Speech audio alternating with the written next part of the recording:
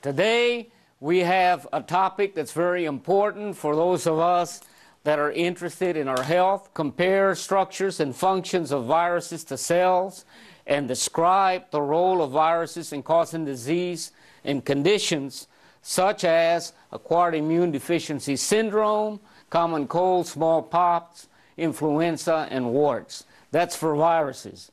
And then on bacteria, identify and describe the role of bacteria in maintaining health, such as in digestion and causing diseases such as streptococcus infections and diphtheria. Now let's go ahead and go into the actual structure of a virus.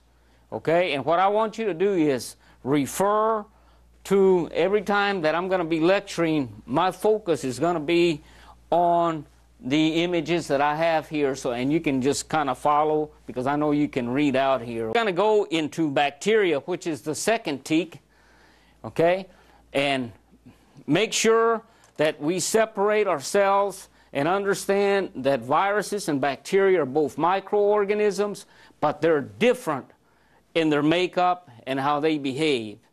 Virtual students, it's time to bring my friend and colleague, who is both a surgeon and a physician, and he's going to talk to us about what are some of the things that he does to make sure that sterile conditions exist in the operating room. Dr. Carrasco? Professor Paul, how are you doing today? Oh, real good. Good. Real good. Let me talk to you about a couple of things. You know, one thing I appreciate your lecture. It's, oh, you bet. Just right on.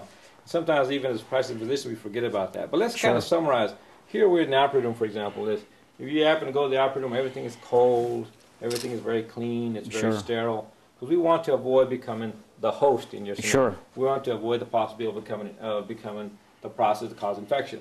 For example, when we go to before surgery, we'll scrub our hands very good. It's a 10-minute scrub, all underneath the nails, all underneath the skin, as high as you can, to avoid and to get rid of all the excess bacteria, like the staph that you talked about and the strep that could be on the skin.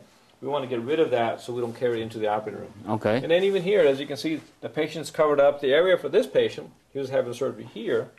We covered all this area with this blue solution. We got masks on, we got hats on, we got gloves on.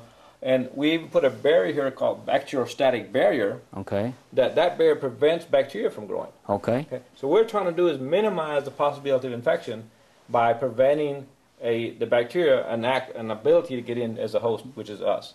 And with all surgery, what we're trying to do is avoid that. I mean, one of the most difficult things to do in this day and age is fight an infection.